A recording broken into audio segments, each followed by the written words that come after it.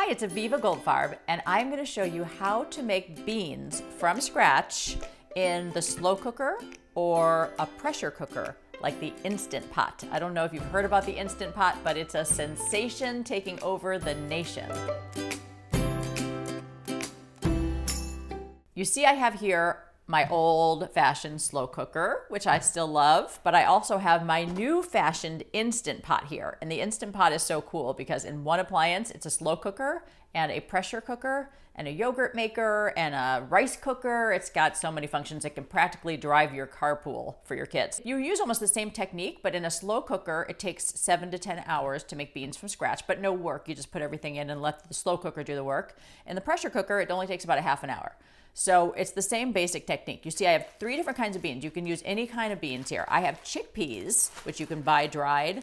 I have black beans, and I have red kidney beans. Sometimes I do pinto beans. And the great thing about doing this is that when you make 1 pound of beans, you have 5 or 6 cans worth of beans. So what I do usually is I make them, and then I put them into can size increments and freeze them. So instead of using cans, I can use my own home-cooked beans instead. And the benefits of doing that is that they are healthier, they taste better, and they're cheaper. So you don't have to worry about whatever's in the can linings, the BPA or whatever it might be now.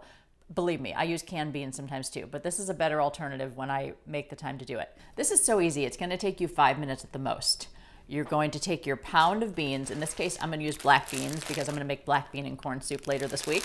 And you take your spices. Some of my favorite spices to use are chili powder, smoked paprika, garlic powder, cumin is another great one that I like to use, some salt, usually 1 to 2 teaspoons for a whole pound of beans. And then if you want to, you can add things like a cut up pepper, a jalapeno, a cut up onion, garlic. In this case, I'm just gonna go with the simplest form, no chopping needed. So I am gonna put the beans in the slow cooker, and I'm gonna add about a teaspoon, or probably a little more of chili powder, a couple teaspoons of salt.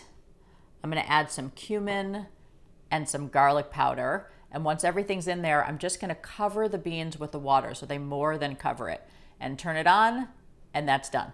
So here's a life changer. It turns out that you do not need to pre-soak beans before you cook them. I've done a lot of research on this. You just cook them from dry like we did, and you saw how easy that was.